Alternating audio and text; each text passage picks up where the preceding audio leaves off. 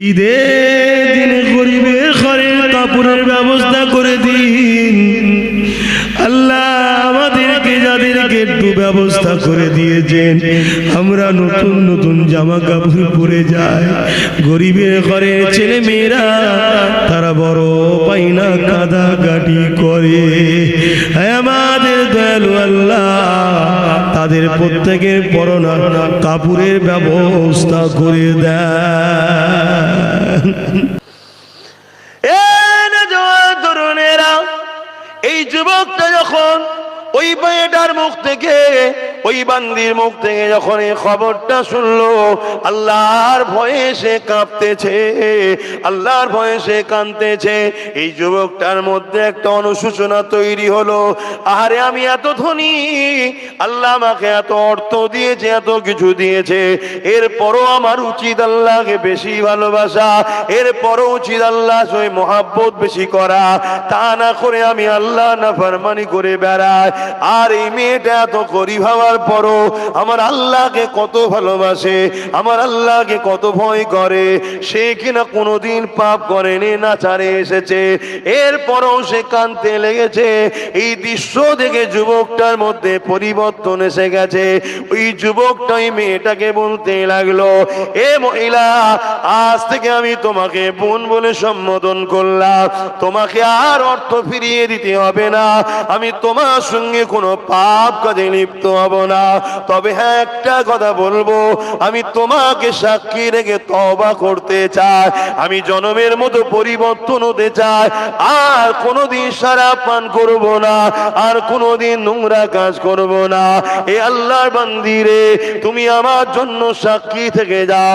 ওই মেয়েটার সামনে সাক্ষী রেখে ওই যুবকটা তওবা করে নিল। আল্লাহর বান্দিটা চলে গেল। এই যুবকটা রাত্রে কান্না শুরু করলো, ও রাব্বি আল্লাহ, কত অন্যায় করেছি, কত ভুল করেছি, কত পাপ করেছি, আজ আমি তওবা করলাম, আপনি কি আমাকে ক্ষমা করে দেবেন, মাফ করে দেবে।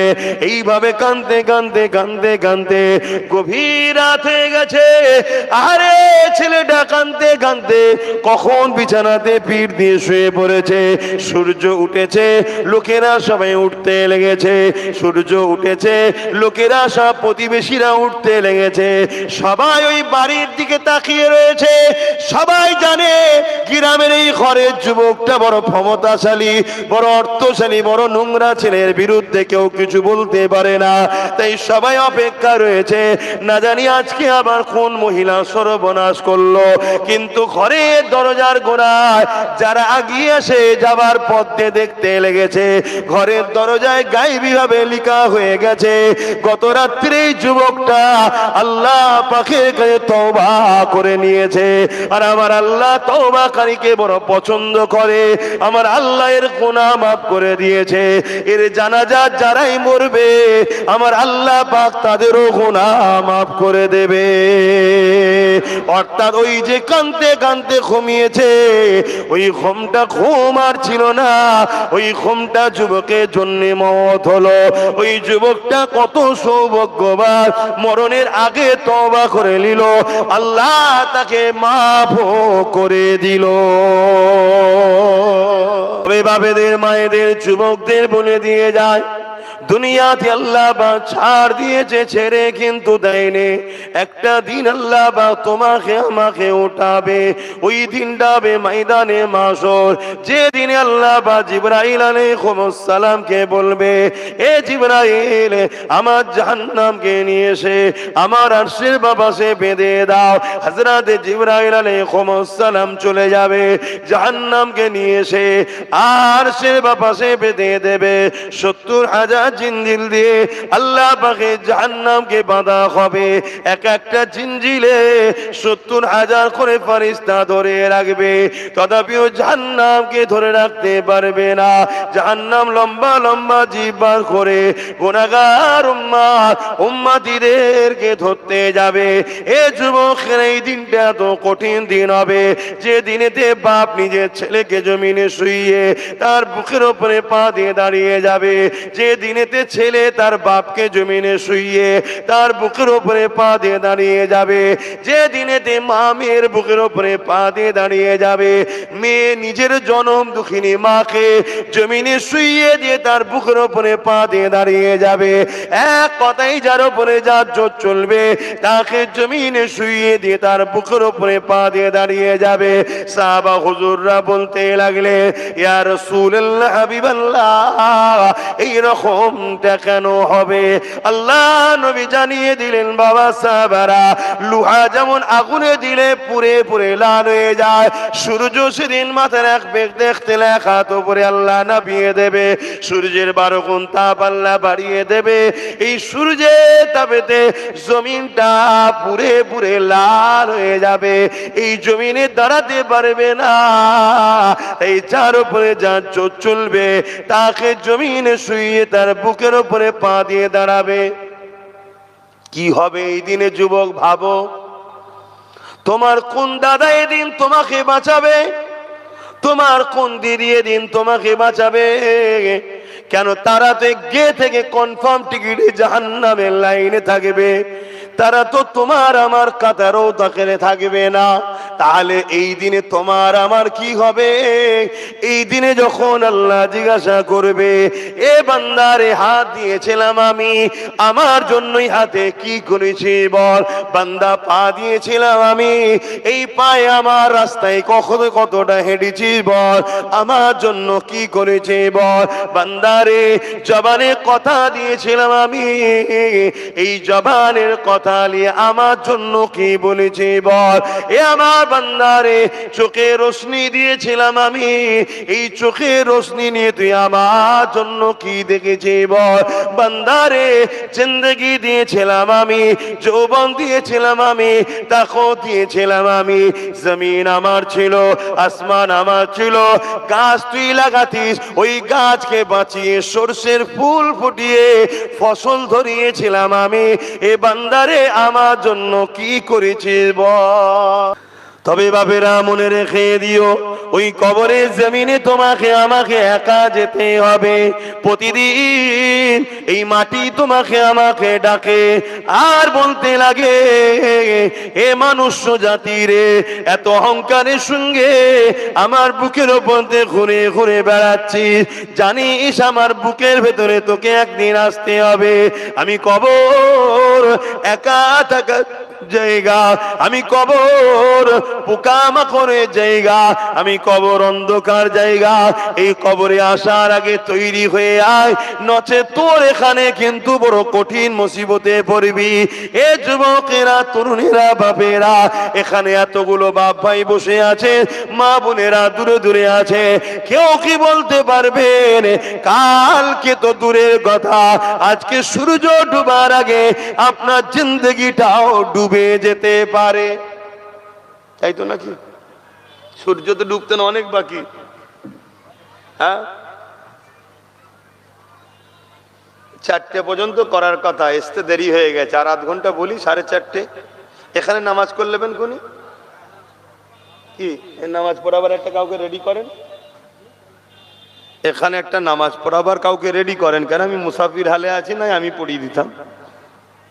একটা কাউকে রেডি করেন, করে রেডি থাকেন, 4:30 এখানে নামাজ করে নেবেন। ওয়াক্ত আছে, ঘাবড়াবার কিছু নেই। আচ্ছা ঠিক।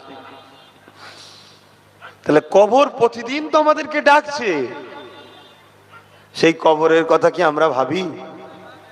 অথচ আল্লাহ পাক কোরআনের মধ্যে বললেন, ওয়াল তানজুরু নাফসুম মা কদ্দামাত লিগাদ, প্রতিটা নফসের উচিত পরকালে বেশি বেশি করে ভাবা কি হবে আমার পরকালে। এই দুনিয়ার জিন্দেগি তো আসল জিন্দেগি নয়, আসল জিন্দেগির জন্য তো দুনিয়ার জিন্দেগিতে পরীক্ষা দিবার জন্য এসেছি। আসল জিন্দেগি যে জায়গায়, ওখানে দুটো জায়গা আছে, একটা হলো চিরশান্তির, আর একটা হলো চির কষ্টের যেমন যৌবনে যদি তুমি আমি মেহনত করে নি, তাহলে দুনিয়া জমিনে তুমি আমি প্রতিষ্ঠিত হয়ে যাব। আর যদি যৌবনের সময় পড়াশোনা না করে খেলাধুলা করে যদি 20-30 বছর কাটিয়ে দিই, তাহলে কিন্তু পরবর্তী জীবনটা তোমার আমার বেকার হয়ে যাবে। এই দুনিয়াবি জিন্দেগিতে তুমি আমি যদি একটু কষ্ট করতে পারি, আসল জায়গা পরকালে, ওখানে তুমি আমি শান্তি পেয়ে যাব। আর এখানে যদি তুমি আমি আনন্দ ফুর্তির মধ্যে কাটিয়ে দিই, তাহলে আখিরাত তোমার আমার বরবাদ হয়ে যাবে। এ নওজওয়ানেরা, তরুণেরা, এ নবী পাকের প্রেমিকেরা, এরপরও বলে যে আল্লাহ তওবাকারীকে বড় পছন্দ করে। যারা অন্যায় করে ফেলেছে, যারা ভুল করে ফেলেছে, যাদের দ্বারা অন্যায় হয়ে গেছে, ভুল খাতা হয়ে গেছে, এখনো সময় আছে তওবা করে না। বাকি জিন্দেগিটা আমার রাসূলুল্লাহ দ্বীন ইসলামের পাহারাদার হয়ে কাটার, বাকি জিন্দেগিটা আমার রাসূলুল্লাহর হয়ে গোলামি করে কাটার, বাকি জিন্দেগিটা যিনি দিয়েছে তিনার দাসত্ব করে কাটার। এ যুবকেরা, তরুণেরা, বাপেরা, আখিরাত বড় ভয়ানক হবে। তওবা করে নাও, তওবা করে নাও। কেন আল্লাহ তওবাকারীকে বড় পছন্দ করে। আল্লাহ পাকের কাছে ক্ষমাটা চেয়ে নাও। যেমন ইতিহাসের তারিখের মধ্যে পাওয়া যায়, হযরতে মুসা আলাইহিস সালামের জমানাতে এক যুবক ছিল যে কিনা ক্ষমতার জোরে বড় অন্যায় করেছে, বড় পাপ করেছে, অত্যাচার করেছে। এমন কিনা দেখা যায় প্রতিদিন একটা একটা করে নারীকে তার বিছানাতে সে নিয়ে আসতো। এরকম অসভ্যতা কাজও করেছে। প্রতিদিনের না একদিন সে বাজারে গেছে, বাজার থেকে এক গরিব ঘরের কন্যাকে, নারীকে খরিদ করে নিয়ে এসেছে। তৎকালীন সময়ে 60 দিরহাম টাকা দিয়ে খরিদ করে নিয়ে এসেছে।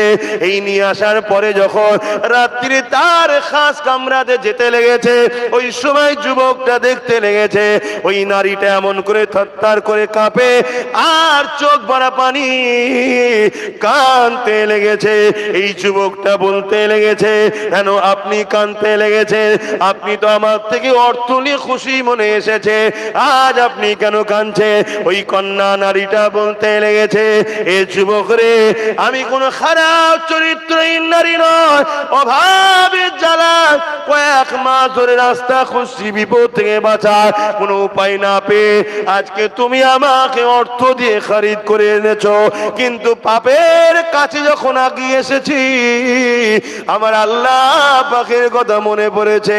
আমার আল্লাহর ভয়েতে আমি কাঁদতেছি ও কাঁপতেছি। হুজুরের আহলিয়া, হুজুরের আব্বা জান, আম্মা জানদের রুহের সব পৌঁছে দিন। আল্লাহ পাক খাস করে ইমামে হাসান, ইমামে হুসাইন, হুজুরদের রূহ পাকে সব পৌঁছে দিন। জান্নাতুল বাকি, জান্নাতুল মুআল্লা, আশারে মুবাশশিরা, খুলাফায়ে রাশিদিন, আসহাবে সুফফা, तमाम সাহাবা হুজুরদের রূহ পাকে সব পৌঁছে দিন। अल्लाह बा खास कर 4 पिराने पीर 4 इमाम हुजूर रूह पाक सब पहुँचे दिन। सुल्तान हिंद गरीब नवाज ख्वाजा मुईनुद्दीन चिश्ती अजमेरी हुजूर रूह पाक सब पहुँचे दिन। আমার গরিবে নওয়াজে রুহানি দোয়া আমাকে আমাদের সবার উপরে নসিব করুন আল্লাহ।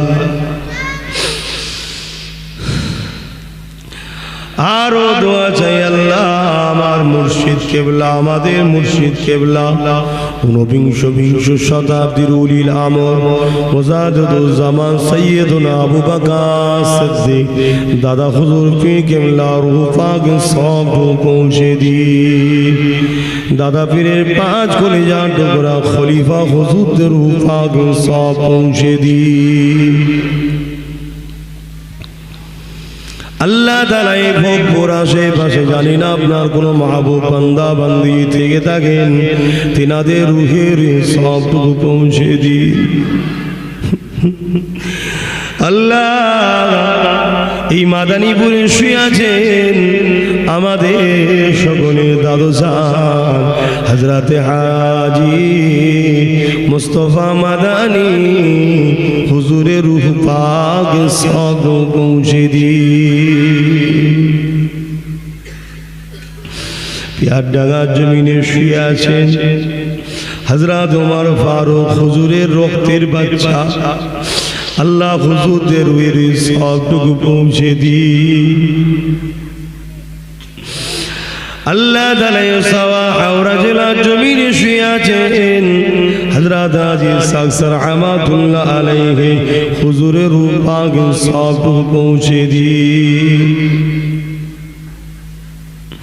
अल्लाह पाके सवाब हजरते दीवान सा जाफर रहमतुल्लाह अलैहि हुजूरे रूह पाक सब पहुँचे दी। अल्लाह पाके सवाब तमाम विश्व अपना नबी सिद्दीकीन सुहदा सालिहीन आरिफ बिल्लाह कुतुब अब्दाल सुहदा सालिहीन नेक बंदा बंदी प्रत्येके रूहे रूहे सब पहुँचे दी। আজকে দিনে আমরা যারা তুলেছি আমাদের দাদু কুল দাদি কুল নানা কুল নানি কুল শ্বশুর কুল শাওরি কুল মাই মুরব্বি যারা চলে গেছে আল্লাহ জানি কবরে কে কি হালে আছে আল্লাহ ও আমাদের দয়ালু আল্লাহ তাদের উত্তরসূরি হিসাবে দোয়া করি মালিক আমাদের মাই মুরব্বিদের কবরকে বেহেশতের বাগান বানিয়ে দেন।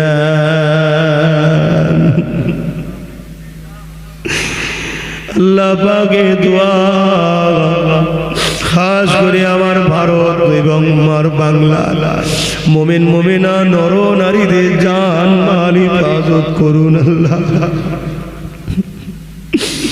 আল্লাহ চোখের পানি ফেলে এদের জন্য দোয়া চাই আল্লাহ। আর এদেরকে একদল লোক বোকা বানায় আমরা নাকি এদের দুশ্মন। আল্লাহ ওই মুনাফিকদের হাত থেকে আমার কওমকে হিফাজত করুন আল্লাহ। জালিমের জুলুম থেকে মুনাফিকের মুনাফিকি থেকে কুফরি থেকে আল্লাহ বিশ্বের মুমিন মুমিনাদেরকে বাঁচান। আমার বাংলা ও আমার দেশের মুসলমান মুমিন নরনারীদেরকে বাঁচান। আয় আল্লাহ কে কোন দরবারে উঠা বসা করে কে কাকে ভালোবাসে সবার হৃদয়ের ব্যাপার। তবে যারা আপনাকে আপনার হাবিবকে ওলিয়া উলিয়াদের ভালোবাসে আল্লাহ প্রত্যেকটা ঈমানদার নর নারী প্রত্যেকের জন্য দোয়া চাই আল্লাহ।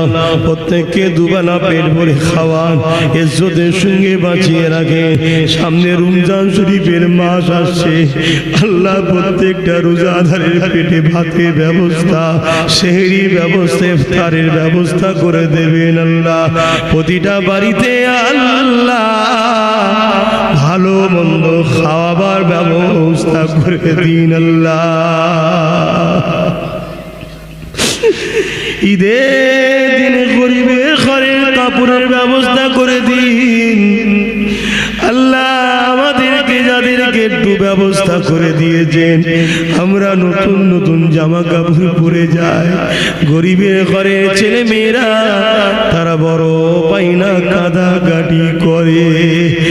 আমাদের দয়ালু আল্লাহ তাদের প্রত্যেকের পরনা কাপড়ের ব্যবস্থা করে দেন। তাকে যদি কেবলা বানিয়ে দিতেন মসজিদ আকসা থেকে মুখটা ঘুরিয়ে নিয়ে কাবাকে যদি কিবলা বানিয়ে দিতেন ইব্রাহিম নবীর বানানো ঘরটা আমি রাসূলুল্লাহ বড় খুশি হতাম। নামাজের মধ্যে হৃদয়ের মধ্যে শুধু ভেসে উঠেছে আমার আল্লাহ জিবরাইলকে পাঠিয়ে দিল এ জিবরাইল জলদি করে যাও আমার হাবিবকে যে জানিয়ে দাও আমি আল্লাহ আমার হাবিবের মনের আশাকে কবুল করেছে। দূরে কাত নামাজ পড়া হয়ে গেছে এখনো দূরে কাত বাকি আছে বাকি দূরে কাত আমার হাবিব যেদিকে খুশি আমি আল্লাহ বা সেদিকে খুশি। কাবার দিকে মুখ করে কিয়ামত পর্যন্ত এটাই কেবল কিবলা হয়ে গেল। যে রাসূলুল্লাহ মুখ দিয়ে বলেন অন্তরের মধ্যে উদিত হয়েছে, আল্লাহ সঙ্গে সঙ্গে নামাজের মধ্যে যে না 4 রাকাত হয়ে যায় পরে রক্ত থেকে হবে খনি, না না না বন্ধু, তুমি যখন চেয়েছো এখনই কিবলা বানিয়ে দিলাম। সেই রাসূলুল্লাহ আবু জেহেলকে কত বুঝিয়েছে, কত পরিবর্তনের জন্য চেষ্টা করেছে, কিন্তু আল্লাহ জানিয়ে দিয়েছে হাবিব যার অন্তরে আমি মোহর মেরে দিয়েছি সে কখনো পরিবর্তন হতে পারবে না। এ যুবক পরিবর্তন হও গো, তওবা করো, চেষ্টা করো, আল্লাহর কাছে সিজদায় পড়ে কাঁদো, ও রাব্বি আল্লাহ কেন আমি গান শুনতে চলে যাই, কেন আমি ফাংশনে চলে যাই, কেন আমি নামাজ থেকে দূরে থাকি, কেন আমি গান শুনি ভুল রাস্তায় যাই, ও রাব্বি আল্লাহ কেন আমি জালিমদের সঙ্গে দল করে ফেলেছি, এখনো কেন মন যাচ্ছে তাদের সঙ্গে যাবার, এখনো কেন মন যাচ্ছে হারাম অর্থর দিকে। এইভাবে আল্লাহর কাছে পানা চাও, সাহায্য চাও, কেননা আজ যদি তুমি সাহায্য না চাও, পানা যদি না চাও, মনে রেখে দিও ভাইদান ময়দানে মাশরটা বড় ভয়ানক হবে, যেদিনে তোমার পাশে কেউ দাঁড়াবার থাকবে না, ওই দিনে তোমার হয়ে কথা বলারও কেউ থাকবে না, ওই দিনে কারো কোনো জোর চলবে না। আমার আল্লাহ শুধু বলে দেবে যাও তোমাকে আমি জান্নাতি করে দিলাম, রুকারও কেউ থাকবে না। আর যাকে বলবে যাও তোমাকে জাহান্নামী করে দিলাম, ওই জায়গাতে কোনো রকম আর গুঞ্জাইশ শুনবে না। পা দুটো আসমানের দিকে করে জমিনের দিকে পা করে দিয়ে মাথা করে দিয়ে ঘিসড়ে ঘিসড়ে জাহান্নামে নিয়ে যাওয়া হবে। এ যুবক আল্লাহকে ভয় করো। আল্লাহ চোখের পানি ফেলে এদের জন্য দোয়া চাই আল্লাহ। আর এদেরকে একদল লোক বোকা বানায় আমরা নাকি এদের দুশ্মন। আল্লাহ ওই মুনাফিকদের হাত থেকে আমার কওমকে হিফাজত করুন আল্লাহ, সব মিলিয়ে রহমত করে কিছু সওয়াব দেন আল্লাহ। আমাদের নেতা, আমাদের সরদার, আমাদের জান, আমাদের ঈমান, আমাদের প্রেম, আমাদের ভালোবাসা, সারা জীবন যিনি আমাদের জন্য কেঁদেছে আজও কাঁদছেন, রওজা মুবারকে এবং আখিরাতে ময়দানে মাশরে যিনি কাঁদবেন, নাজাতের ওসিলা হবে, সাফাতের কান্ডারি হবে। আল্লাহ আমিন। আল্লাহ আব্দুল্লাহ আপনার নবী, আপনার দোস্ত, আপনার প্যারা আল্লাহ আমার দয়া নবী দরবারে আমাদের পক্ষ থেকে নাজানা হিসেবে সব পৌঁছে হুজুরের ডুবতে ডুবতে হি समल जाएगा। अल्लाहुम्मा सल्ली अला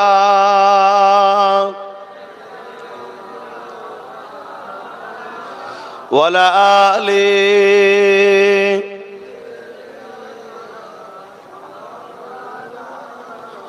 कलमे ला इलाहा इल्लल्लाह, ला इलाहा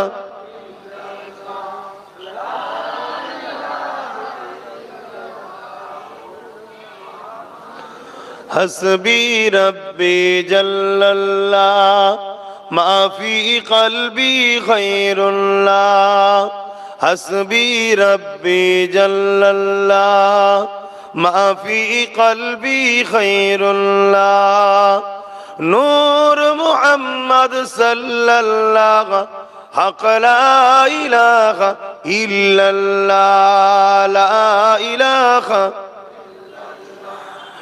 ला इलाहा इल्लल्लाह, मुहम्मदुर रसूलुल्लाह, ला इलाहा इल्लल्लाह, ला इलाहा इल्लल्लाह। पढ़ो पढ़ो, जबान खुले खुले पढ़ो। ला इलाहा इल्लल्लाह, ला इलाहा ला इलाहा इल्लल्लाह, मुहम्मदुर रसूलुल्लाह। अल्लाहुम्मा सल्ली अला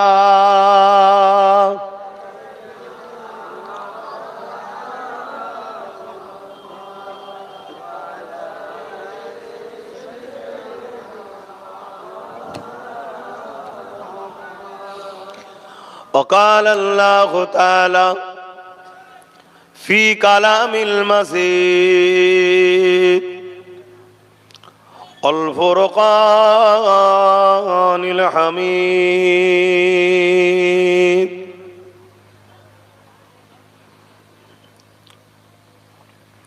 قل إن كنتم تحبون الله فاتبعوني يحببكم الله ويغفر لكم ذنوبكم والله غفور رحيم।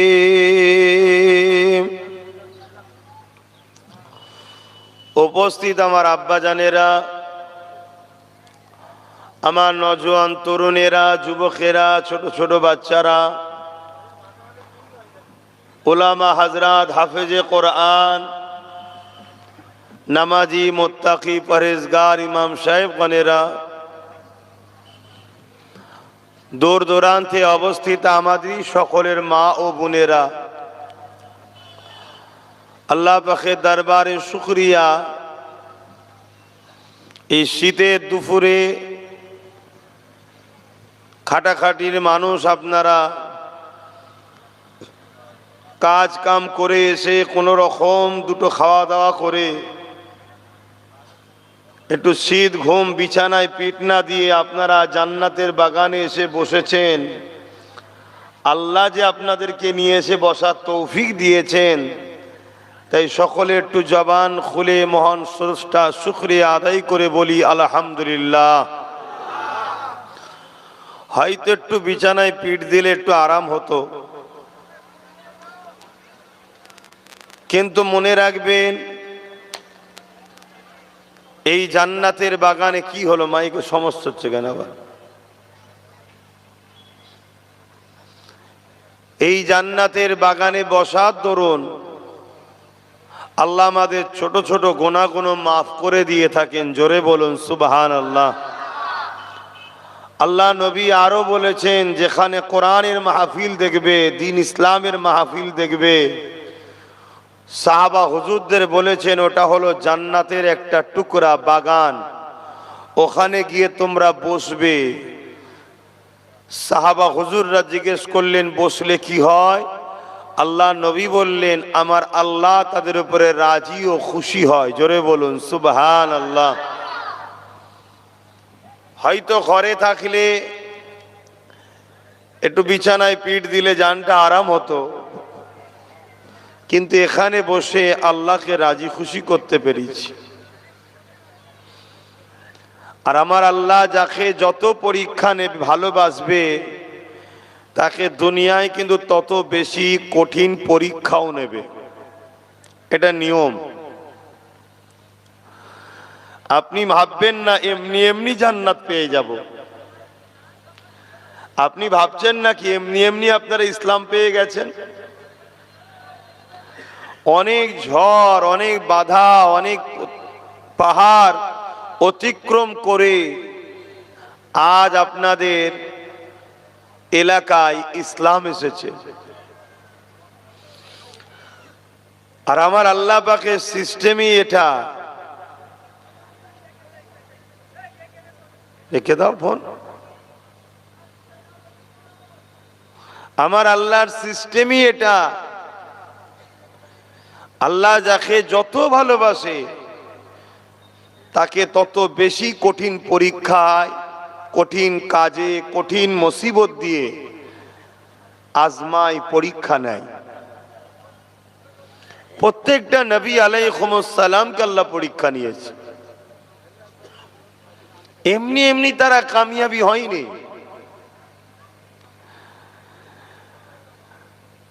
সাহাবা হুজুরদেরকেও পরীক্ষা নিয়েছেন।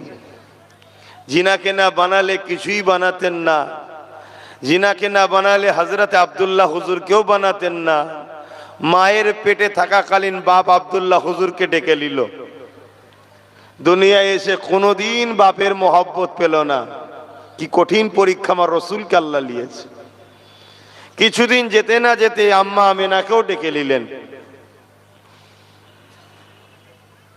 কত বড় বড় দুশ্মনের মোকাবেলায় আমার রাসূলুল্লাহর কখনো দান্দা মোবারক শহীদ হয়েছে, কখনো রক্তাক্ত হয়ে তায়েফে অজ্ঞানে পড়েছে, কখনো পাহাড়ে চলে গেছে, কখনো আবার মদিনা ইয়াসরিব মক্কা ছেড়ে মাতৃভূমি ছেড়ে হিজরতও করতে হয়েছে। দুনিয়াকে আল্লাহ দেখাচ্ছে যে আমার বন্ধু তোমাদের জন্য মডেল, আমার বন্ধু আমার ভালোবাসায় কি স্যাক্রিফাইস করছে দেখো, কত ত্যাগ স্বীকার করছে দেখো। আর তুমি কে তাহলে? তুমি কি ভাবছো আমি এমনি এমনি জান্নাত চলে যাব? যার জন্য জান্নাত বানালাম, যার জন্য কায়নাত বানালাম, সে আমার প্রেমে কি কুরবানি দিচ্ছে দেখো। আর তুমি আব্বাস সিদ্দিকী দাদা হুজুরের আওলাদ হয়ে নবীর খানদান হয়ে মনে করেছে এমনি এমনি জান্নাত চলে যাবে? তুমি 5 ওয়াক্ত নামাজ পড়ে একটু মুখে দাড়ি মাথায় টুপি দিয়ে একটু তসবিহ তাহলিল পরে মনে করছো আমি জান্নাত চলে যাব? তাহলে ইমামে হোসাইন কারবালায় কি করতে গিয়েছিল? নামাজ পড়তো না, তসবিহ ছিল না, হজ ছিল না। আমার আল্লাহ বলছেন আমি যাকে যত ভালোবাসি তাকে তত কঠিন পরীক্ষা নিই। সাহাবা হুজুররা কখনো কখনো কাঁদতেন নবীর দরবারে এসে, হুজুর আমাদের বড় ভয় লাগছে, আল্লাহ কি আমাদের উপরে নারাজ হয়ে গেলেন? আল্লাহ কি আমাদের উপরে বেজার হয়ে গেলেন? আল্লাহ নবী বলতেন কেন? হুজুর অনেক দিন হয়ে গেল কোনো বিপদ আসেনি আমাদের উপরে। ভাবছেন আমি কি বলছি? কোনো মুসিবত আসেনি, কোনো পরীক্ষা আসেনি, বড় আরামে আছি হুজুর। তা আমাদের বড় ভয় হচ্ছে আল্লাহ কি নারাজ হয়ে গেল? আর আমরা সবাই চাই একটু আরামের জন্য। আর সাহাবা হুজুররা কদিন যদি একটু আরাম পায় অমনি রাসূলুল্লাহর কাছে গিয়ে কাঁদে আর বলে হুজুর আমরা কি ভুল করলাম? আল্লাহ কি নারাজ হয়ে গেলেন? আমাদেরকে কি অপছন্দ করে নিলেন? হাই রে জিন্দেগি, এটা তো পরীক্ষার জায়গা, এটা তো পরীক্ষার সেন্টার দুনিয়া। এখানে আপনি যদি ভালো ভাবে পরীক্ষা দিতে পারেন রেজাল্ট আউট হবে। সুম্মা নুফিকা উখরা ফাইযা হুম কিয়ামুন ইয়ানজিরুন, ময়দানে মাশর যেদিন সবাইকে উঠানো হবে সেই দিন রেজাল্ট আউট হবে। যারা নেক আমল করেছে তাদেরকে ডান হাতে দেওয়া হবে, যারা বদ আমল করেছে বুকের ভেতর দিয়ে হাত ঢুকিয়ে পিছনে বার করে বাঁ হাতে দেওয়া হবে। যে দিনটা কত কঠিন হবে। আজ আব্বাস সিদ্দিকী বুঝাচ্ছে, উলামারা বুঝাচ্ছে, তবে হক উলামা, উলামাদের মধ্যে আবার দুটো শ্রেণী আছে, একটা খায়রুল উলামা, একটা শাররুল উলামা।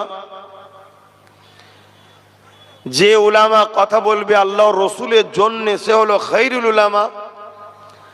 আর যে উলামা এলেম শিক্ষা করে দুনিয়া তাগুদি শক্তির পক্ষে দালালি করবে সে হলো দুনিয়াদার উলামা। খায়রুল উলামাদেরকে আল্লাহ এত শান দিয়েছে, হাক্কানি উলামা যারা, যাদের মধ্যে আলে ইলম ও ইলমানে দুটো এলেম আছে, তাদেরকে আল্লাহ এত শানওয়ালা করেছে কোন কবরবাসীর পাশ দিয়ে যদি যায় আর কবরে যদি আযাব হয় এ চলে যাবে হেঁটে 40 দিন গোরের আযাবকে আল্লাহ মাফ করে দেবে। জোরে বলুন সুবহানাল্লাহ। আল্লাহর পক্ষে নবীর পক্ষে যে উলামা, অর্থাৎ মুখ খুললে উদ্দেশ্য থাকবে আল্লাহর জন্য, রাসূলের জন্য, মান আহাব্বা লিল্লাহ ওয়া আবগাদা লিল্লাহ ওয়া আতা লিল্লাহ ওয়া মানআ লিল্লাহ ফাকাদ ইসতাকমালাল ঈমান। এই উলামা যারা হবে ময়দানে মাশরে আল্লাহ তাদেরকে প্রথমেই ঘোষণা দেবে, আমার উলামা বান্দারা এখানে তোমাদের দাঁড়াবার জায়গা নয়, তোমরা এই কঠিন দিনে দাঁড়াতে হবে না, যাও তোমরা সব জান্নাতে চলে যাও, বেহিসাব জান্নাতি তোমরা। জোরে বলুন সুবহানাল্লাহ। তারা যখন জান্নাতে যাবে একদল লোক তাদেরকে আবার ধরবে, যাচ্ছেন কোথায়? না আল্লাহ আমাদেরকে জান্নাত যেতে বলেছে, ওয়াদা ভঙ্গ হচ্ছে না কেন?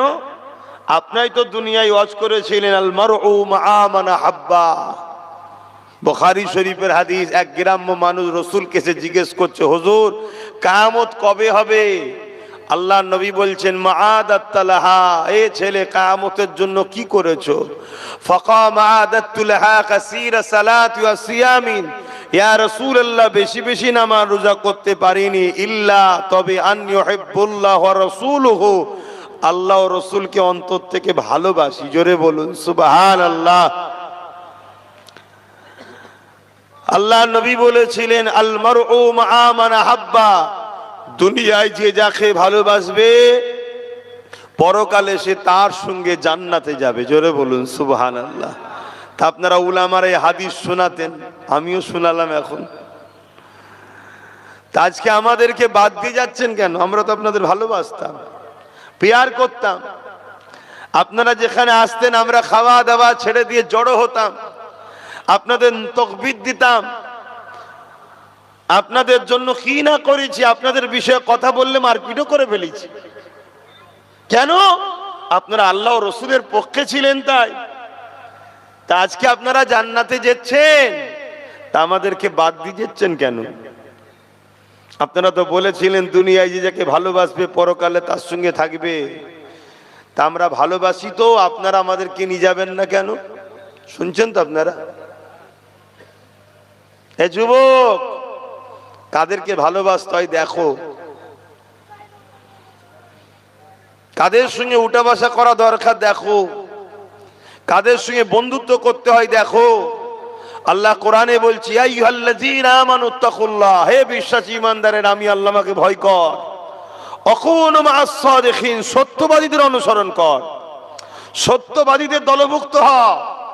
এই সত্যবাদী কারা? আল্লাহ নিজে বলছেন ইহদিনাস সিরাতাল মুস্তাকিম, মুস্তাকিম যারা। মুস্তাকিম কারা? মিনান নবীন। মুস্তাকিম কারা? সিরাতাল্লাযীনা আন'আমতা আলাইহিম, যাদের উপরে আল্লাহ ইনাম দিয়েছে তাদের হলো মুস্তাকিম, তাদের রাস্তাটা হলো সরল সঠিক মুস্তাকিমের রাস্তা। কাদের উপরে আল্লাহ ইনাম দিয়েছে? আল্লাহ নিজেই বলছে মিনান নবীন ওয়াস সিদ্দিকিন ওয়াস শুহাদা ওয়াস সালিহিন। এই চার শ্রেণী হলো আমার পেয়ারা বন্ধু, এরাই হলো সঠিক রাস্তার লোক। এদের সঙ্গে বন্ধুত্ব করো, এদের সঙ্গে দল করো, এদের সঙ্গে উঠা বসা করো, এদের সঙ্গে আত্মীয়তা করো, এদের সঙ্গে সম্পর্ক রাখো, কেন এদের সাথেই তোমরা জান্নাতে যাবে। জোরে বলুন সুবহানাল্লাহ। আর আমার যুবকরা, কাদের সঙ্গে দল করো, কাদের সঙ্গে বন্ধুত্ব করো, কাদের সঙ্গে উঠা বসা করো। আজকে তো আমরা ডাকলেও তোমরা অনেকে আসতে চাও না। যারা এসেছো আলহামদুলিল্লাহ, বিশ্বাসে মিলাই বস্তু তর্কে বহুদূর। হতে তো পারে আজকের এই মজলিস যদি জান্নাতে যাই আমরা পার হয়ে যাব, তর্ক করতে যাচ্ছি না। যদি যাই কামিয়াবি আছে না নাই? কিন্তু জাহান্নামে যাবে এটা তো বলতে পারবে না কেউ। কোরআনের মাহফিল কি জাহান্নামে যায়? কিন্তু যদি আজকে কবুল হয়ে যায়, বলো বলো বলো, এগুলো ভাবতে হয়। সারা জীবন আড্ডা দিলাম মেলাতে, ফাংশনে, যাত্রায়, গানেতে, জুয়াতে, ফাসেক, ফাজেল, বেহুদা, বেনামাজি, গেঁজাখোর, মাতাল, চরিত্রহীন, জালিম, বদমাই, লুটেরাদের পিছনে তো সারা জীবনটাই কেটিয়ে দিলাম। আর পরকালে আশা করছি আল্লাহর ওলির সঙ্গে জান্নাতে যাব। এটা কি হাস্যকর নয়? হ্যাঁ? তো ভাইরা আমার দেখুন না, কাতার দিচ্ছে এবারে এই দিকে, আমার দুটো বাপ ওখানে বসে আছে, কাতার এবারে এই দিকে যাবে। আচ্ছা বলুন, আমার কি আর খদ্দের লাগবে মনে হচ্ছে? তাও আমি লোকটা খুব খারাপ, লোকের পিছনে লা লাগলে আব্বাস সিদ্দিকীর মনে হয় ভাত হজম হয় না। কি সমস্যা! দেখুন ওই কটা বাইরে দাঁড়িয়ে আছে, বাইরে বসে আছে কিছু কটা। এটা চক্ষু লজ্জাও লাগে যে আমাদের ভাই আমাদেরকে ডাকছে, এসি আর নাই পালিয়ে যাই। আমি শুনেছি এক কান কাটা হলে নাকি বাজারে এক সাইড দিয়ে যায়, আর দু কান কাটা হলে বাজারের ভেতর দিয়ে যায়। এখনো দু কান কাটা, দেখে এখনো বসে আছে। তোমাদের কি খবর? ধান তুলবে নাকি? কি গো, আমার কথা খারাপ লাগছে? হায় হায়, ভালোর দুনিয়া নেই এখন, ভালোর ভাত নেই। কেড়ে নেবে, মেরে নেবে, বন্দুক দেখাবে, বোম দেখাবে, তারাই এখন নেতা। বড় বড় সব ডক্টর, বড় বড় এমবিবিএস, বড় বড় শিক্ষিত লোক দাঁড়ালে ভোট পাচ্ছে না। চোর ডাকাত, খুনি, বদমাই, লুটেরা, চরিত্রহীন, ডাকাত, ফ্রেববাজ, বাটপার, তারাই সব জিতে যাচ্ছে। কি দুনিয়া এলো! এটা মৌলানা হাফেজ সাহেব মৌলী সাহেবকে দাঁড় করিয়ে দাও, কি ফতোয়া চলবে বাপরে বাপ। আর 3-4টে মার্ডার কেসের আসামি, কোনো ফতোয়া নেই। কি সমাজে ঘটছে না ঘটেনি? তো যাক, আমি যে কথা বলছিলাম, কিয়ামতের দিন আল্লাহ ওই আলেম বান্দারা আল্লাহ পাকের কাছে আবার আসবে। আল্লাহ পাক একদল লোক দুনিয়ায় আমাদেরকে পেয়ার করত, তারা আজকে ময়দানে মাহশরে দাঁড়িয়ে আছে। তারা আমাদের কাছে বলছে যে আমরা তাদেরকে যেন সাথে করে জান্নাতে নিয়ে যায়, কেন রসুল বলেছিলেন যে যাকে ভালোবাসবে তার সঙ্গে জান্নাতে যাবে। আজ আমরা শুনিয়েছিলাম, এই হাদিস শুনিয়েছি আমরা। আল্লাহ নবী আল্লাহ পাক বলবেন আমার বান্দা তো সত্য বলছে। এ ফেরেশতা, যাও এই উলামা বান্দাদের সঙ্গে তাদের সাথীদেরকে মান্যওয়ালা ভালোবাসা দিগকেও জান্নাতি করে দাও। জোরে বলুন সুবহানাল্লাহ। ওই ছেলেটা ওকে হাত ধরে টানছে, বলছে আয় জান্নাতে আয়, আয় জান্নাতে আয়। ও বলছে আমি জান্নাতে যাবো না, কপাল ফাটা জাহান্নামে যা। তাহলে কি কপাল ফাটা জাহান্নামে যা, তাহলে যাবিনি যখন কি করবি আর।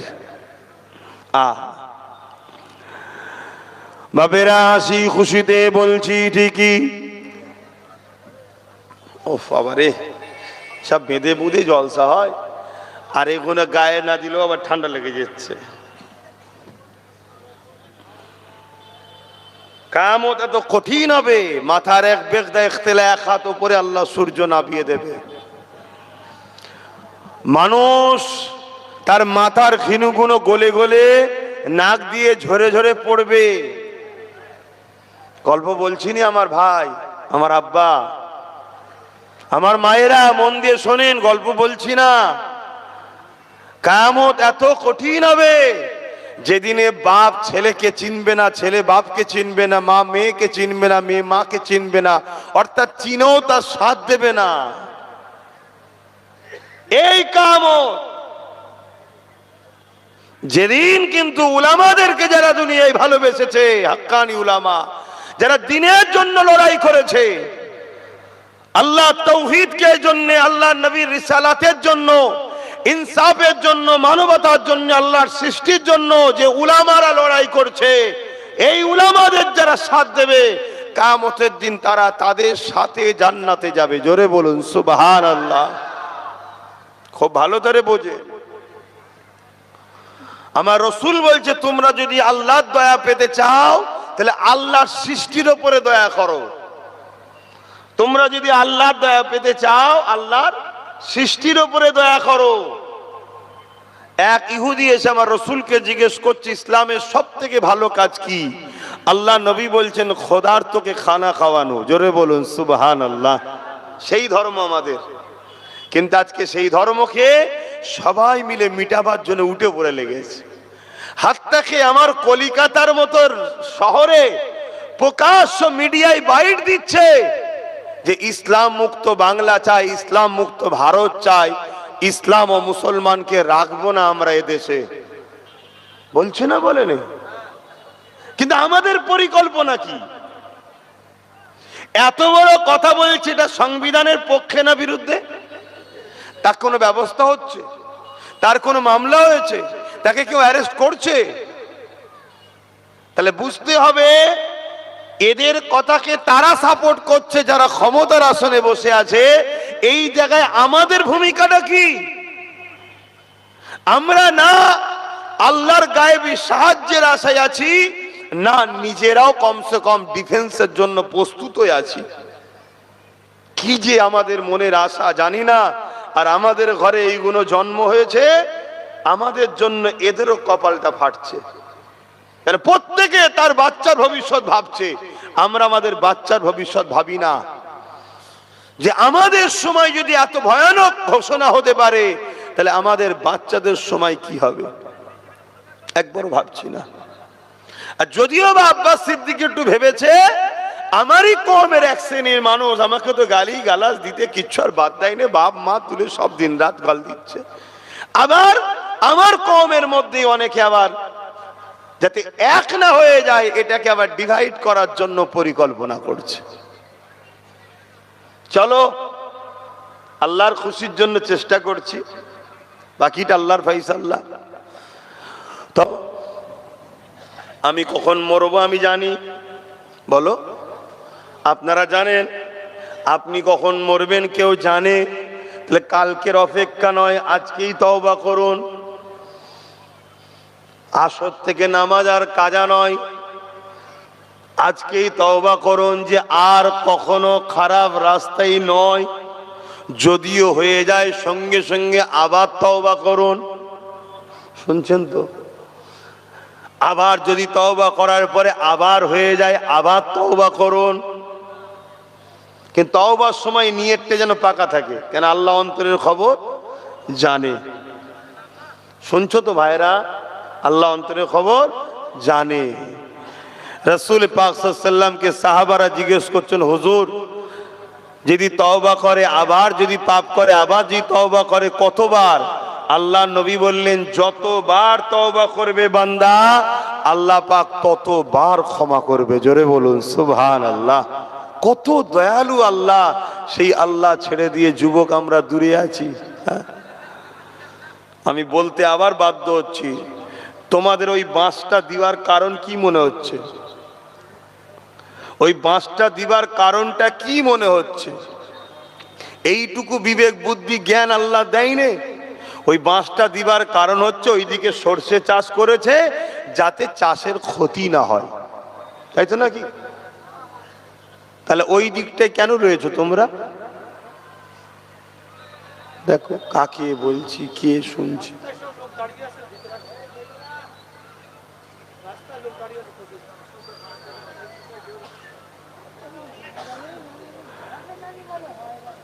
ইয়া নবী সালাম।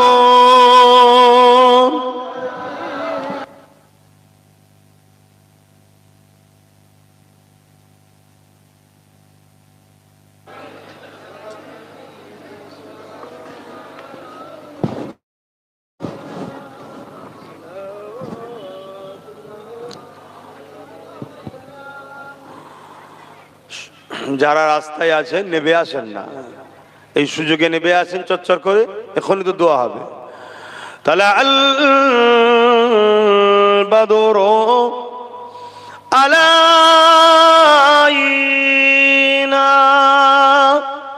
মিন শানিয়াতিল ওয়াদাই ওয়াজাবা الشكر علينا ما دعا لله أهداي يا نبي سلام يا رسول يا حبيب سلام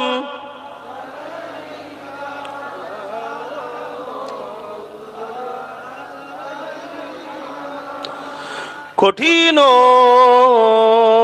হাসরের দিনে কি আছে মোদের কপালে, গুনাহগার উম্মাহ তো আপনার লইবেন সঙ্গে মাহশরে। নবী সালাম ইয়া রাসূল সালাম ইয়া হাবিব।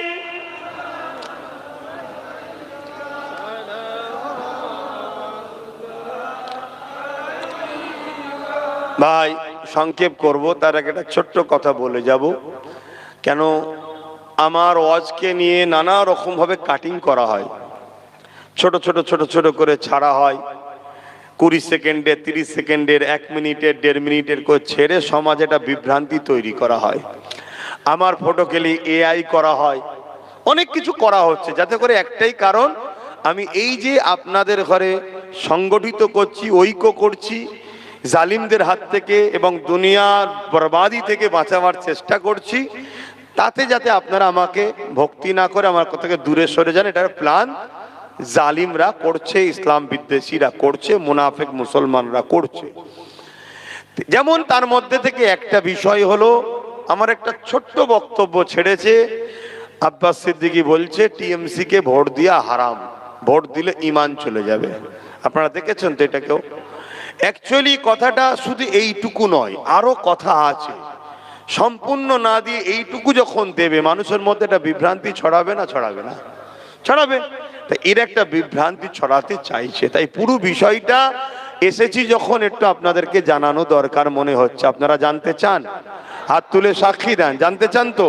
আলহামদুলিল্লাহ, বসেন, এই কথাটা একটু বলে দোয়া করে দেবো। দরুদ শরীফ, আল্লাহুম্মা সাল্লি আলা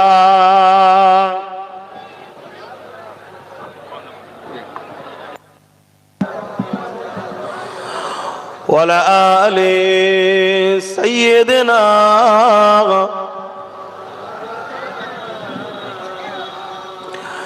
যাদের হৃদয়ে আছে আল্লাহর ভয়, তারা কবু নবী ভুলে যায় না। আল্লাহর প্রেম ছাড়া এই দুনিয়ায় কারো কাছে কোনো কিছু চাই না। যাদের হৃদয়ে আছে আল্লাহর ভয়, তারা কবু নবী ভুলে যায় না। আল্লাহর প্রেম ছাড়া এই দুনিয়ায় কারো কাছে কোনো কিছু চাই না। রাতের আধারে যারা সিজদাতে রয়, দু চোখের রসতে নদী যেন বয়। রাতের আধারে যারা সিজদাতে রয়, দু চোখের রসতে নদী যেন বয়। ছলনার ঘাছানি যত আসো, ছলনার ঘাছানি যত আসো, পিছনে ফিরো তাকায় না। যাদের হৃদয়ে আছে আল্লাহর ভয়, তারা কবু নবী ভুলে যায় না। আল্লাহ প্রেম চায়। আল্লাহকে ভয় করো যুবক, আল্লাহকে ভয় করো। আমি আবার একবার ঘুরিয়ে বলছি, নিজের যদি গুনাহ করো, নিজের যদি ক্ষতি করো, পাপ যদি হয়ে যায়, মাফ আছে। দিনের ক্ষতি করো না, দিনের দুশ্মনদেরকে সহযোগিতা করো না।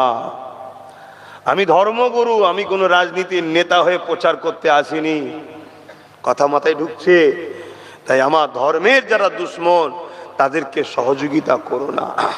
কোনো একটা বাড়িতে যদি আপনার গ্রামে চুরি হয়, আর চুরিটা হয়েছে মই লাগিয়ে ছাতে উঠে ছাতের দৌড় কেটে ঢুকেছে, এইভাবে চুরি হয়েছে। এই মই কার খোঁজ কর, খোঁজ করতে করতে দেখা যাচ্ছে পাশের বাড়ির লোকের মই। আর চোর হলো অনেক দূরের। পাশের বাড়ির লোকটাকে ওই চুরির কেসে পুলিশ তুলবে না? তুলবে না? সে বেচারি হয়তো মইটা শুধু দিয়েছিল, সে চুরিও করেনি আর মালের ভাগও পাইনি। হয়তো তাকে বলেছিল, ভাই আমি কারেন্টের লোক, লাইন ঠিক করতে এসেছি, দে বাবা মইটা, হয়তো এই বলে হয়তো নিয়েছে, সে তাও দিয়েছে। কিন্তু সেই লোক থানায় যাবে না? যাবে না? ধরা পড়বে না? পড়বে না? কেসের আসামিতে জড়াবে না? জড়াবে না? তাহলে আজকে তুমি হয়তো মসজিদ মাদ্রাসার দুশ্মনী করোনি, কিন্তু যাকে এই মই দিয়ে উপরে তুলেছো, সে যখন দুশ্মনী হয়েছে, দুনিয়ার আদালত যদি পাশের বাড়ির মইওয়ালাকে না ছাড়ে, চোরের সাথে জড়ায়, তোমার দিনের দুশ্মনের সঙ্গে আল্লাহ তোমাকে ডাকবে না? ডাকবে না? তুই জালিম জানার পরও সাথ দিলি কেন? আগে নাই জানতিস না, দিয়েছিলিস আলাদা কথা, জেনে যাওয়ার পরেও দিলি কেন? জিজ্ঞেস করবে না? ভাবো। এই দুনিয়ায় কারো কাছে কোনো কিছু চাই না।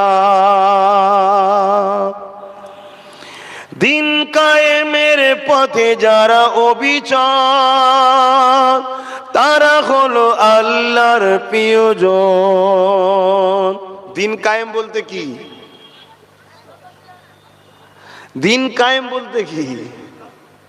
যারা এই জমিনের উপর থেকে অন্যায় মিটাতে চায়, ঘুষ মিটাতে চায়, দুর্নীতি মিটাতে চায়, জুলুম মিটাতে চায়, নারীদের অধিকার দিতে চায়, এতিমের অধিকার দিতে চায়, বিধবার অধিকার দিতে চায়, সাম্য শান্তি ন্যায় প্রতিষ্ঠিত করতে চায়, তাওহীদ এর রিসালাতের মেসেজকে প্রতিষ্ঠিত করতে চায়, তারাই তো হলো প্রকৃত আল্লাহর পেয়ারা। এটাই হলো ইসলাম।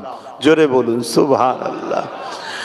দিন কায়েমের পথে যারা অবিচল তারা হলো আল্লাহর প্রিয়জন। বাতিলের কাছে যারা হার মানে না, বাতিলের কাছে যারা হার মানে না, সংগ্রাম করে যায় অমরণ, যাদের হৃদয়ে আছে আল্লাহর ভয়, তারা কখনো ভুলে যায় না আল্লাহ প্রেম। যারা এই দুনিয়ায় কারো কাছে কোনো কিছু চায় না। আল্লাহুম্মা সাল্লি আলা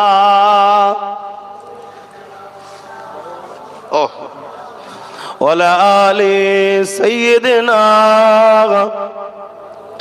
ভাইরা আমার, সংক্ষেপ, খুব সময় কম, এখনই নামাজ পড়তে হবে। যে কথা বলছিলাম,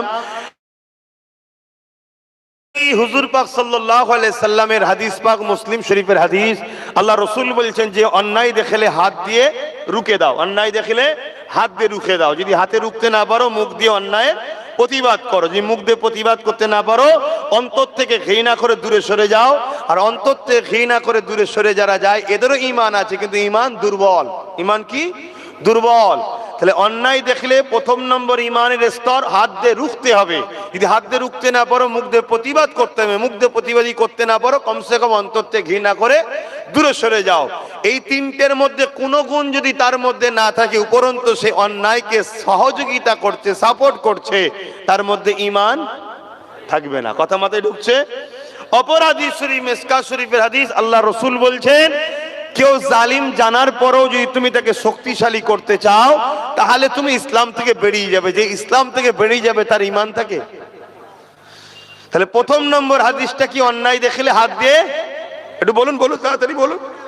যদি হাতে রুখতে না পারেন, মুখ দিয়ে প্রতিবাদ। আর যদি মুখ দিয়ে প্রতিবাদ না করতে পারেন, অন্তর থেকে ঘৃণা করে দূরে সরে যাও। বলুন, মসজিদ, মাদ্রাসা, কবরস্থান, ঈদগাহ, খানকার বিরোধী করা, মিটিয়ে দিবা, ষড়যন্ত্র করা, এটা নাই না অন্যায়? কেন্দ্র সরকার এই ষড়যন্ত্র করছে না করেনি? তা নাই না অন্যায়? তাহলে অন্যায় যখন হাত দিয়ে রুখতে হবে। যদি হাত দিয়ে রুখতে না পারো, মুখ দিয়ে প্রতিবাদ। যদি মুখ দিয়ে প্রতিবাদ না করতে পারো, অন্তর থেকে ঘৃণা করতে হবে। তা না করে কোনো মুসলমান যদি কেন্দ্র সরকারকে ভোট দেয়, তার ঈমান আছে? এটা আমি প্রথম বলেছি এই বক্তব্যের, সেটা দেয়নি। কেন দেয়নি? আমাকে তো অনেকে প্রমাণ করতে চাইছে আমি বিজেপির লোক, শুনছো তো নাকি? আর মমতা হলো আল্লাহওয়ালা লোক, আমি হলাম বিজেপির লোক। হাই রে মুনাফিক মুসলমান কিছু আছে না? নাই, চেষ্টা করছে। তাহলে এই বক্তব্যটা দিলে তো ওটা প্রমাণ করতে পারবে না, ওই জন্য এটা দেয়নি। তারপরেরটা দিয়েছে। কি দিয়েছে? তাহলে প্রথমে এর বিরোধী বলেছি যে অন্যায় করছে, কিদিকে ভোট দেয়, সেই মুসলমানের ঈমান থাকবে না। দ্বিতীয় বলেছি, সেই বিজেপির আইন, বা তখন তো দিল্লি চলে যাওয়ার কথা বলেছিল, এখন তার দিল্লি বলে না, এখন আইনটাকেই মেনে নিয়েছে। কি মেনেছে না মানে না?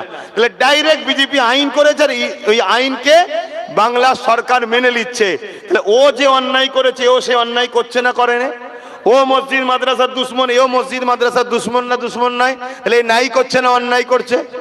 রাসূলুল্লাহর হাদিস, হাত দিয়ে রুখতে হবে। যদি হাত দিয়ে রুখতে না পারে, মুখ দিয়ে প্রতিবাদ করতে হবে। মুখ দিয়ে প্রতিবাদ করতে না পারে, একে ঘৃণা করে দূরে থাকতে হবে। তা না করে কোনো মুসলমান যদি একেও ভোট দেয় এই রাজ্য সরকারকে, তার ঈমান থাকবে? আমি তো এইটাই বলেছি, এটাই বলেছি। তাও কি উদ্দেশ্য? মসজিদ মাদ্রাসাকে বাঁচাবার স্বার্থে। কথা বুঝে আসছে? এটা বলার পরে আরো বলেছি কি, কোরআন শেষ হয়ে যাবে কেউ যদি বলে ঠিক বলেছে না অন্যায় বলছে। কোরআন কি শেষ হবে? আওয়াজ দিয়ে মুসলমানের গলায় শুনি, কোরআন শেষ হবে? কোরআন শেষ হবে? কার কার আকীদা কোরআন শেষ হবে না হাত তুলে দেখান। কার কার আকীদা কোরআন শেষ হবে না হাত তোলে, লম্বা করে হাত তোলেন। কেউ হাত তুলতে বাকি আছে কি দেখো তো পাশে পাশে, না দেখতে হবে মুনাফিক আছে না নাই দেখতে হবে। কেউ হাত তুলতে বাকি আছে কি আশপাশে? যদি এইতে কেউ হাত না তোলে সে যদি মুসলমান হয়, তার দুটো জিনিস হয়, গোড়াই গন্ডগোল হয়ে গেছে। এই কথা বুঝছেন তো নাকি? গোড়াই হাত না বান, গোড়াই গন্ডগোল বোঝেন তো? হ্যাঁ, এ খুব ভালো বোঝে। হয় গোড়াই গন্ডগোল হয়ে গেছে মানে জমিন আমাদের, চাষ অন্যজন করে দিয়েছে।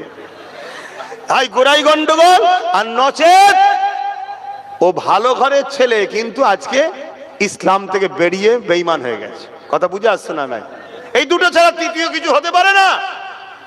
কারণ এখানে আমি খেলা করতে বসিনি এনে। তাহলে ও রাজ্য সরকার বলেছে না বলেনি যে কোরআন শেষ এবং উন্নতি শেষ হবে না? ঠিক বলেছে না অন্যায় বলেছে? তাহলে হাত দিয়ে রুখতে হবে না হবে না? মুখ দিয়ে প্রতিবাদ করতে হবে না হবে না? অন্তত খিয়ানাত দরকার আছে না নাই? তা না করে কোনো মুসলমান যদি ভোট দেয় ঈমান থাকবে?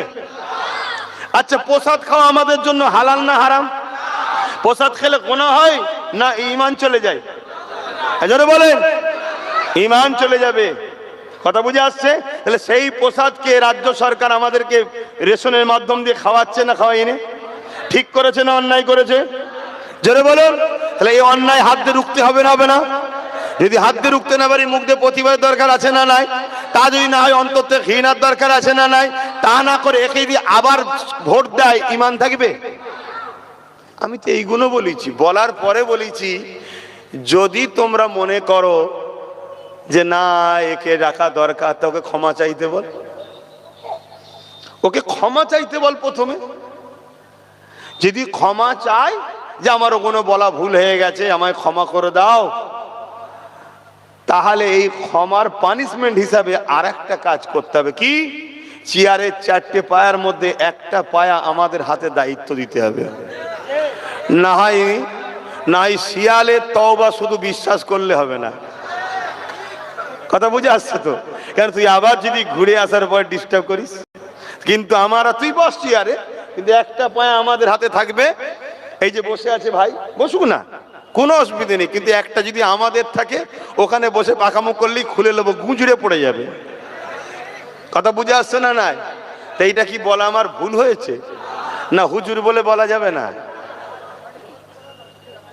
তা আমি আমার আমার ভাই বোনেদের বুঝাবো না যে এদের সাত দিস না রে ঈমান চলে যাবে? আমি সেটাই করেছি। কিন্তু সেই বক্তব্যটাকে এইটুকু কেটে আবার একজন বুজুর্গর বক্তব্য সেট করেছে। কি?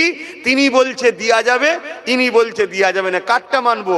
যে বুজুর্গর কথা সেট করেছে তিনি তখন বলেছে দিয়া যাবে, তখন ইনার মুখের ওপরে মুখোশ ছিল। মুখোশটা ছিল 10,000 মাদ্রাসা করে দেবো, ডবল ডবল চাকরি দেবো, ফুরফুরাই রেল দেবো, 10% না কত % সংরক্ষণ দেবো। তখন ওই মুখোশটা ছিল। তো হুজুর মুখোশ বুঝতে পারেনি, তাই তখন বলেছিল ভালো কাজ যখন করবে তাহলে দিয়া যাবে, দে, অসুবিধা কি আছে? এখানে যতজন বসে আছে একটা সময় তারাও দিয়েছিল। কি দিয়েছে না দেয়নি? এখন জিজ্ঞেস করো তো দেবে কি? এখন সবাই বলছে জাহান্নামী কবে যাবে। কি বলছে না বলেন? কেন? লোক বুঝে নিয়ে জোরে সর্বনাশ, এটা আরো বড় খব্বিস, এটা আরো বড় খব্বিস। আমার সিল আমার নোরা আমারই ভাঙছে দাঁতের গোড়া, ওরাও আমাদের দুশ্মন, কিন্তু আমার সিল আমার নুরা পাইনি, নিজের সিল নুরা নিয়ে এসে মারছে। আর এতে আমার সিল নিয়েছে, আমারই নুরা নিয়েছে, আমাদেরই মারছে। ঠিক না বে ঠিক গো? আমাদেরই ভোটে জিতে আমরাই লড়াই করেছি, আমাদেরকেই মারছে। তো সেই জায়গাতে আজকে কোনো মুসলমান যদি এসে সালাম দেয় আপনাকে জবাব দিতে হবে না হবে না? কেন? জবাব দেওয়াটা কি ওয়াজিব? জবাব দেওয়া কি বলবেন তো? ওয়াজিব দিতেই হবে, না হয় ওয়াজিব তরক করা কাবিরা গুনাহ হবে। আর ইচ্ছা করে যদি অস্বীকার করে ঈমান চলে যাবে। শুনছেন তো নাকি? কিন্তু ওই লোকটাই যদি কালকে আবার ইসলাম থেকে বেরিয়ে যে এসে সালাম দেয়, জবাব দিতে হবে? জোরে বলেন। তাহলে যখন এ ভালো ভালো কথা বলেছিল করে দেবো, কেউ বলেছে দে, ভুল কি বলেছে? ঠিকই বলেছে তো। কিন্তু আজকে যখন এর মুখোশটা খুলে গিয়ে অরিজিনাল পেতনি মুখ বেরিয়ে পড়েছে, এবারে আর দিয়া যাবে? কথা মাথায় ঢুকলো? এখন আমি শেষ কথা বলবো। কেন্দ্র সরকার জালিম না জালিম নয়, এটা মানেন আপনারা? আবার একবার সাক্ষী দেন কারা কারা জালিম বলে মানেন কেন্দ্র সরকারকে। ঠিক বলছেন? ঠিক বলছেন? ঠিক বলছেন? আপনার না, হাত না বলে হবে না, একবার দেখতে হবে কেন্দ্র সরকারের লোক আমাদের মধ্যে আছে কিনা। হাত তুলে বলেন কারা জালিম বলে মানেন, কেন্দ্রীয় সরকারকে জালিম বলে মানেন। এবার দেখুন তো ওর দলের লোক কেউ আমাদের মধ্যে ঢুকে আছে কি না, দেখতে হবে। নবীর মাহফিলে বসে, দিনের আলোচনার মাহফিলে বসে মুনাফেক চিনা দরকার আছে না নাই? হ্যাঁ, মুনাফেকের সঙ্গে আমরা ঝগড়া করব না, কিন্তু চিনে নেবো এই এমন এক গোড়াই গন্ডগোল, বুঝলি কি বলা দরকার আছে না নাই? আর না হয় এটা ভাববো এমন ইসলাম থেকে বেরিয়ে গেছে, দুটোর মধ্যে একটা কি জানা দরকার আছে না নাই? হ্যাঁ, তাহলে কেন্দ্র সরকার জালিম, তাই তো নাকি? দ্বিতীয় আর একটা কথা জিজ্ঞেস করছি, আমার রাজ্য সরকারকে আপনাদের কি মনে হয় জালিম না জালিম নয়? কারা কারা জালিম বলে মানেন হাত তোলেন। আমিও মানি জালিম, হাত লম্বা করে তোলেন যারা তুলছেন। কেন বোলডুজার দিয়ে দুর্গাপুরে রাজ্য সরকার মাদ্রাসা ভেঙেছে, জালিম না জালিম নয়? রাজ্য সরকারের বক্তব্য মাদ্রাসার ছেলেদেরকে মিড ডে মিল দেবো না, কুকুরের বাচ্চাকে মিড ডে মিল খাওয়াবো। তাহলে মাদ্রাসার ছেলেরা কুকুরের বাচ্চাদের থেকেও খারাপ। এত বড় কথা যে বলে সেই রাজ্য সরকার জালিম না জালিম নয়? এই জালিম বলে যারা মানেন পাশে দেখেন কেউ জালিমের লোক আছে নাকি? হাত তোলেন এমন কেউ নেই তো? হাত না বান, যেদিকে হাত না তোলে সেগুলোকে চিনে রাখেন, ব্যাস ওই দুটোর মধ্যে একটা। শুনছেন না শোনেন না? হ্যাঁ, আমার মাদ্রাসা দুশ্মন যদি তোর জালিম নয় তুই মুসলমান কে বললো? তুই তো মুসলিম ধর্মের মধ্যে কলঙ্ক। হয় আমার ধর্মে এসে গেছিস, অন্য কেউ চাষ করে দিয়েছে, কি উত্তর দেবেন বলেন? বলেন আমরা আল্লাহর জন্য কি কি করেছি? কিন্তু আমার কওমের মানুষ ইচ্ছা করে হোক আর অইচ্ছাকৃত হোক আল্লাহর দ্বীনের দুশ্মন হয়ে দাঁড়িয়ে গেছি আমরা। ইচ্ছা করে হোক আর অইচ্ছাকৃত হোক, জেনে বুঝে হোক বা না জেনে হোক, আমাদেরকে জালিমরা যাদের জন্য আমরা সব করেছি তারাই আজকে আমাদের কাছ থেকে আল্লাহ ছেড়ে দিয়েছে, রসুল ছাড়িয়ে দিয়েছে। তারাই আজকে আমাদের ঘরে এমন একটা জায়গায় লিজে দাঁড় করিয়ে দিয়েছে, আমরাই আমাদের ওয়াকাফের দুশ্মন, মসজিদ মাদ্রাসার দুশ্মন, আমরাই বড় দুশ্মন হয়ে দাঁড়িয়েছি। কেন? যে শক্তি দ্বারা ওরা আমাদের মসজিদ মাদ্রাসা মিটাচ্ছে, ওই শক্তিতে ওদেরকে শক্তিশালী আমরাই করেছি। কথা বলুন, ভুল বলছি আমি? তাহলে মূলত কেউ মসজিদ মাদ্রাসা ভাঙছে, কেউ মসজিদ মাদ্রাসার বিরুদ্ধে আইন করছে, কেউ মসজিদ মাদ্রাসার বিরোধী আইনকে সাপোর্ট করছে, আর তাদেরকে ক্ষমতায় আনার পিছনে আমাদেরই হাত। তাহলে ওরা ডাইরেক্ট মসজিদ মাদ্রাসার দুশ্মন, আর আমরা ওদেরকে সহযোগী হিসাবে মসজিদ মাদ্রাসার দুশ্মন হয়ে গেলাম। কি জবাব দেবেন? আপনি কি ভাবছেন ওই দিন ধর বাবু, ওই দিন দেখা যাবে খনি গোলে মালে যায় করে দিগুদি হয়ে যাবে খনি, এটা ভাবছেন নাকি? বলে আমাদেরকে জিজ্ঞেস করেন না, প্রত্যেকটা মানুষকে ময়দানে মাশরে একটা পুল পার হতে হবে, একটা রাস্তা পার হতে হবে, পুল ব্রিজ পার হতেই হবে প্রত্যেকটা মানুষকে। যে পুল, যে রাস্তাটা চুলের থেকেও সরু, হীরের থেকেও ধার, প্রত্যেককে পার হতে হবে।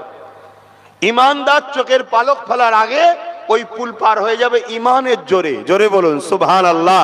তাকে পার করাবেন কে? আল্লাহ। সব ক্ষমতার মালিক তো একজনই, আল্লাহ। এই যে হাত লাড়াচ্ছে, এটা আমার ক্ষমতা নয়, তো আল্লাহর ক্ষমতা, আমাকে ব্যবহার করতে দিয়েছে। এই যে জবানে কথা বলছে, এটা আমার নয়, আল্লাহ এর মূল মালিক, আমাকে ব্যবহার করতে দিয়েছে, আমি ব্যবহার করছি। জানটা আছে, এই সিস্টেম এমন চলছে। এটা কি? আল্লাহর হুকুম। রুটা কি? আল্লাহর হুকুম। এটা যখন খোদা বার করে নেবে, সব থাকবে, মুখ দিয়ে আওয়াজ, চোখ আছে দেখা, হাত আছে চলা, কোনো কিছুই নয়। তাহলে এইটার জন্য সব হচ্ছে, আর এটা কি? আল্লাহর হুকুম। কথা বুঝে আসছে তো? সেই জায়গাতে ওই পুলকে আল্লাহ চোখের পালক ফেলার আগে ইমানদারদের ঘরে আল্লাহ পার করিয়ে দেবে। জোরে বলুন সুবহানাল্লাহ। আর ওই পুলের তলা হলো জাহান্নামের আগুন, দাউ দাউ করে জ্বলছে। এ যুবক, একবারও কি মনে পড়ে নে আজকে যদি মরি কালকে দুদিন হয়ে যাবে? আমি কি করছি? আমি যদি ইসলামকে ঠিকভাবে মানতে নাও পারি, কমসে কম ইসলামের ক্ষতিকারক যেন না হয়, এটা তো মাথায় রাখা দরকার। আজকে নাই হালকা বয়সে আমি একটু গান শুনে ফেলেছি, যাত্রায় গেছি, প্যান্ট শার্ট পরেছি, দাড়ি চেঁচেছি, সিনেমা দেখেছি, প্রেম ভালোবাসা করে ভুলভাল করে ফেলছি, কিন্তু কাল তো তুমি একদিন বয়স্ক হবে, হতে পারো তো তোমার সুযোগ, তুমি কালকে তওবা করবে, হাজি হবে, নামাজি হবে, আল্লাহ ওয়ালা হবে, চান্স আছে না? না, কিন্তু তুমি তো ইসলামের দুশ্মন হয়ে যাও। বলো, এগুলো ভাবো আমার ভাই বোনেরা। তোমাকে বড় প্ল্যান ভাবি প্রথম পাপী বানিয়েছে, আজকে তোমাকে যারা পাপী বানিয়েছে তারাই তোমাদেরকে আজকে ইসলামের দুশ্মন বানাচ্ছে। প্রথমে তোমায় গান দিয়েছে, মেলা দিয়েছে, ফাংশন দিয়েছে, কি বলে বিভিন্ন নাচ গানের আসর তৈরি করেছে, খেলার নামে ডেকে নিয়ে যে সেখানে নারীর নাচ দেখিয়েছে। কেন? তারা চাইছে তোমার ভেতরে ঈমানটা আস্তে আস্তে দুর্বল হোক। কেন? ঈমান যতক্ষণ আছে ততক্ষণ তোমাদেরকে তারা মিটাতে পারবে না, তাই তারা প্রথমে এগুলো করেছে। করার পরে আজকে তোমাকে এমন জায়গায় পৌঁছে দিয়েছে, চোখের সামনে দেখতে পাচ্ছ যে এরা ইসলামের বিরুদ্ধে, মসজিদ মাদ্রাসার বিরুদ্ধে, বোল্ডোজার যে মাদ্রাসাও ভাঙছে, এরপরও এদের বিরুদ্ধে তুমি তো বলতে পারোনি। যদি আব্বাস সিদ্দিকীর মতো কোন উলামারা এদের বিরোধী করে, তোমার মনে হচ্ছে তাদেরকে গালি দেওয়া দরকার, কিন্তু ইসলামের দুশ্মনদেরকে তোমার সাপোর্ট করতে ভাল লাগছে। এটা তোমার ধ্বংসের আলামত। তুমি তওবা করো, আল্লাহর কাছে সিজদায় পড়ে কাঁদো। আমরা শাস্তি কাকে বলি আমরা ঠিক বুঝতে পারি না। প্রকৃত শাস্তি কি? গরিব হওয়া? এই প্রকৃত শাস্তি কি গরিব হওয়া? দুনিয়ায় গরিব কত বছর গরিব ভাই বলুন? দুনিয়ায় গরিবটা ক বছরের? সর্বোচ্চ ধরলি 100 বছর, সর্বোচ্চ ধরছি কত বছর? 100 হাফ ঘুমিয়ে কেটে যায়। ঘুমিয়ে থাকলে কি গরিব হয়? 50 বছর, 50-এর মধ্যে 15 বছর শিশু বয়স কাটে। বড় লোক গরিব কিছু বোঝে না, তাহলে এই সামান্য জিন্দেগিটা গরিবই। অথচ কিয়ামতের দিন গরিবরা ধনীদের থেকে 500 বছর আগে জান্নাতে যাবে। জোরে বলুন সুবহানাল্লাহ। আর এই 500 বছর ধনীরা ময়দানে মাশরে থাকবে। যে দিনটা কত কঠিন হবে বুঝতে পারছেন তো? খুব ভালো করে বোঝেন। কিন্তু আজকে দুনিয়ায় প্রকৃত আল্লাহ পাকের আযাব শাস্তি হলো কি? আল্লাহ যদি তোমাকে, খুব ভালো করে শোনেন, আল্লাহ যদি আপনাকে, আপনাদেরকে বা কাউকে তার থেকে দূরে সরিয়ে দেয়, এর থেকে বড় শাস্তি আর কি হতে পারে? যে আল্লাহ চাই না তুই আমায় সেজদা দে। শুনছেন? আল্লাহ তোমাকে সেজদা দিবার সুযোগ দিচ্ছে না, যে তুই আমায় সেজদা দে, এই সুযোগটা আল্লাহ তোমায় দেয়নি। বলো এর চেয়ে বড় কষ্ট দুঃখ আর কি হতে পারে? যে আমার প্রভু, আমার স্রষ্টা আমার সেজদা সে পছন্দ করে না, তাই আমাকে সুযোগও দেয় না দিবার। কিছু বুঝাতে পারছি তো নাকি? আল্লাহ চাই না তুই মসজিদে আয়, আল্লাহ তোমাকে তার থেকে সরিয়ে দিচ্ছে, তোমার খেয়ালই নাই। এর চেয়ে বড় আর কি কষ্ট হতে পারে যে আমার রব, আমার স্রষ্টা আমার উপরে খুশি নয়। একটা ব্যক্তি, মন দিয়ে শোনেন, একটা ব্যক্তি ফজর বেলা সুন্নাত নামাজ পড়ে ফজরের ফরজ নামাজের অপেক্ষায় বসে আছে, কখন ঘুমিয়ে পড়েছে। এমন সময় ঘুম ভেঙেছে, ফজরের ওয়াক্ত এবার শেষ হব, তাড়াতাড়ি উঠে উযু আর না করেই নামাজ পড়ে নিয়েছে। সারা দিন তার বড় ভয়ে ভয়ে কেটেছে যে আমি বিরাট বড় ভুল করেছি, আমার উপরে হয়তো আল্লাহর আযাব হবে, কিন্তু কিছুই হয়নি। শুনছেন? ও পরের দিন কি করেছে? ইচ্ছা করে ঘুম থেকে উঠে উযু না করেই নামাজ পড়েছে, সুন্নত ফরজ। দ্বিতীয় দিন ভাবছে প্রথম দিন না হয় আমি তাড়াহুড়ো করে অক্ত চলে যাবে বলে নাই করিনি, কিন্তু আজকে তো ইচ্ছা করে করেছি, আজকে ঠিক শাস্তি আমার উপরে আসবে। সারাদিন কেটে গেল, রাত এলো, ঘুমিয়ে পড়লো, কিছুই হয়নি। তারপরের দিন সংসার জীবন ছিল, স্ত্রীর কাছে কাছে গোসল ফরজ হয়েছিল, গোসল ফরজটা আদায় না করে ওই অবস্থাতেও নামাজ পড়েছে। শুনছেন? আজকে কিন্তু ভাবছে আমার রেহাই নাই, কিন্তু কিছুই হয়নি। এ যুবক, মন দিয়ে শোনো, তুমি ভাবছো আমার তো কিছুই হচ্ছে না, তুমি কি হচ্ছে দেখো। একটা বন্ধু ছিল, সে ফলো করেছে, সে জিজ্ঞেস করছে, হারা তোর তো 3 দিন মন মিজাজ বড় খারাপ দেখছিলাম, কি ব্যাপার?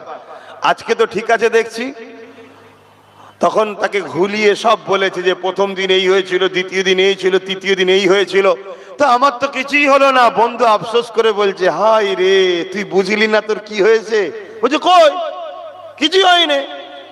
তখন বন্ধু জিজ্ঞেস করছে, কি হলে তুই ভাবতিস? যাই ভেবেছিলাম হয়তো আমার হাত ভেঙে যাবে, পা ভেঙে যাবে, কি অ্যাক্সিডেন্ট হবে, কি কোনো বিমারে পড়ে যাব, কি আসমান থেকে কিছু আমার উপরে আযাব আসবে, কই কিছুই হলো না তো। তখন বন্ধু আফসোস করে বলছে, যদি এগুলো কাজ হতো তাহলে হালকার উপর দিয়ে হতো, অনেক বড় শাস্তি আল্লাহ তোকে দিয়েছে, তুই বুঝতে পারিসনি। কি শাস্তি? আল্লাহ তোকে ইসলাম থেকে বার করে দিয়েছে, তোর খেয়ালই নাই। শুনছেন কি বলছি?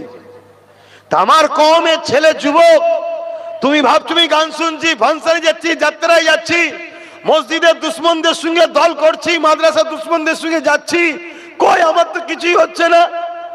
আমি লোককে মারি, গরিবকে মারি, একে মাথ ফাটাই, ওর জমি দখল করি, আমার তো কই কিছুই হচ্ছে না। এমন তো নয়, আল্লাহ তোকে ইসলাম থেকে বার করে দিচ্ছে। আর যে ইসলাম থেকে বেরিয়ে যাবে, তার কবরে ঢোকার সাথে সাথে 99টা সাপ দেবে, দুমুখো সাপ আসবে, এবং তাকে সারা জীবন জাহান্নামে জ্বলতে হবে। আর একজন গুনাহগার যদিও জাহান্নামে ঢোকে, আযাব খাটার পরে একদিন না একদিন বেরিয়ে এসে আসবে, কিন্তু বেঈমান যে ঢুকবে, ইসলাম থেকে যে বেরিয়ে যে ঢুকবে, সে কোনোদিন আর জাহান্নাম থেকে বেরোতে। তো তোমার আমার কি একটু ভয় লাগছে না? হায় হায় হায়, যখন এসব গুলো দেখি, আলোচনা করি আর ভাবি, আল্লাহ এরকম হয় কেন? আবার কোরআনে সূরা বাকারার কথা মনে পড়ে, যে আল্লাহ বলছেন, খতামাল্লাহু আলা কুলুবিহিম, যাদের অন্তরে আল্লাহ মোহর মেরে দেয়, তারা পরিবর্তন হবার নয়। নাই আবু জেহেলকে নবী কম চেষ্টা করেছে, নবী চেষ্টা করেছে। নবী, যার মুখের কথা তো দূরের কথা, অন্তরে শুধু বলেছে আল্লাহ কাবা। এই জানিয়ে দিওয়াতে কিছু 2 নম্বর মুসলমানদের খুব কষ্ট হচ্ছে। এই কথা বলার কি দরকার? কি দরকার? এবারে কোরআন থেকে প্রমাণ দেবো, আরো দিন ঘুষিয়ে আসো। এ তো হাদিস দিচ্ছি একদিন, এরপরে আল্লাহর কোরআন থেকে প্রমাণ দেবো ইনশাআল্লাহ। সে সব দলিল নোট করা হয়েছে, সব রেডি করে রাখা আছে, কোরআন থেকে প্রমাণ করে দেবো যেদেরকে আল্লাহর কোরআন কি বলছে এদের সম্বন্ধে। তো যাক, এবারে শেষ কথা, ওয়াকাফকে বাঁচাতে চান কারা কারা একটু হাত তুলে দেখান।